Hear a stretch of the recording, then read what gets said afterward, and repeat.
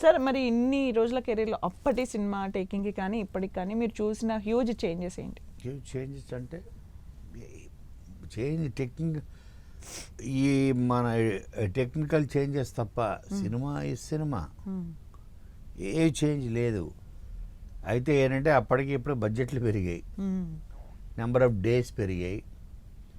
అప్పుడు 20 days 30 days cinema తీసేవాళ్ళు, ఇప్పుడు 150 days చేస్తున్నారు.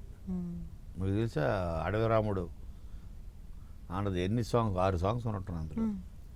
యాక్షన్, ఇది ఫారెస్ట్, ఇది అది 28 days మూవీ అన్నీ కలిపి. ఇప్పుడు 20 days ఓన్లీ ఒక క్లైమాక్స్ చేస్తారు, 28 days ఓన్లీ ఒక ఫైట్ చేస్తారు. వై సార్ టెక్నికల్గా అన్ని డెవలప్ అయినాక కూడా ఎందుకు అంత టైం టేకింగ్ ఇప్పుడు? అదే అంటున్నాను, అదే ద వ్యాస్ట్ చేంజ్ అడిగారు దాని మీద.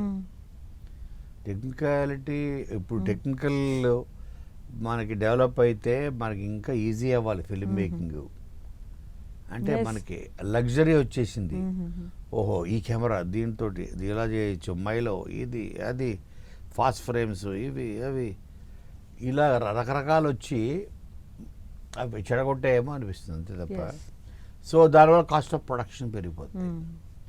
కాస్ట్ ఆఫ్ ప్రొడక్షన్ ఎప్పుడైతే పెరిగిందో ఓవరాల్ కాస్ట్ ఆఫ్ ప్రొడక్షన్, ఆ భారం మళ్ళీ మనం తీసుకెళ్ళి డిస్ట్రిబ్యూటర్స్ మీద వేస్తాం. ఆ డిస్ట్రిబ్యూటర్ తీసుకెళ్ళి ఆడియన్స్ మీద వేస్తాడు. అప్పుడు 10 రూపాయలు టికెట్ కొనేవాడు ఇప్పుడు 200 రూపాయలు కొనాలి. So everything is a chain reaction అలా ఉంటుంది. సో తేడా అదే. ఒక సినిమాని ఇప్పుడు ఓ మూవీలో ఎన్ని సీన్స్ ఉంటాయి? 60 scenes. 60 scenes అంటే ఒక 30 ఫస్ట్ హాఫ్, 30 సెకండ్ హాఫ్ చాలు. Movie is done. ఒక రోజుకి 8 hour కాల్ షీట్ ఉంటుంది, 8 hour call sheet per day. Okay, అంటే 8 hours పనిచేస్తారు కెమెరామెన్ దగ్గర నుంచి యాక్టర్స్ అందరూ. They ready to work 8 hours A day. Okay, మనకు కావాల్సినంత అవుట్పుట్ మొత్తం 2 hours ఆర్ 2.5. అంతే. 2.5 hours అవుట్పుట్ కోసం రోజుకి 8 hours, 100 days అంటే 800 గంటలు, 800 hours మనం షూట్ చేసి 2 hours తెస్తాం అందులో నుంచి బయటికి. ఇది వేస్ట్ కదా అంటాను నేను. నిజమే సార్. మీరు ఇప్పుడు రైటర్గా, డైరెక్టర్గా, ప్రొడ్యూసర్గా ఇవన్నీ జర్నీస్లో ఒకసారి డిఫరెన్సెస్ ఏంటి సార్? యాక్చువల్లీ మన ఇన్వాల్వ్మెంట్ ఎంతవరకు ఉంటుంది? రైటర్గా అయినా డైరెక్టర్గా తీసుకుంటే ఎలా ఉంటుంది, ప్రొడ్యూసర్గా తీసుకుంటే ఎలా ఉంటుంది? ఇన్వాల్వ్మెంట్ సినిమా ఇండస్ట్రీలో ఒక కామన్ ఫ్యాక్టర్ ఏంటంటే ఈజ్ ఎ ప్యాషన్. ప్రొడ్యూసర్గా వచ్చేవాడు కూడా నా దగ్గర డబ్బులు ఉన్నాయి కాబట్టి సినిమా తీద్దాం అనుకోడు, తనకు ప్యాషన్ ఉంది కాబట్టి సినిమా తీద్దాం అనుకుంటాడు. తను ఎక్కడో కష్టపడి ఏ రియల్ ఎస్టేట్లోనూ, ఏ బిజినెస్లోనూ, తన వ్యాపారంలోనూ కష్టపడి సంపాదించుకున్న 25 సంవత్సరాలు, 10 సంవత్సరాలు, 15 సంవత్సరాలు ఆ సంపాదన తీసుకొచ్చి ఇక్కడ పెడతాడు.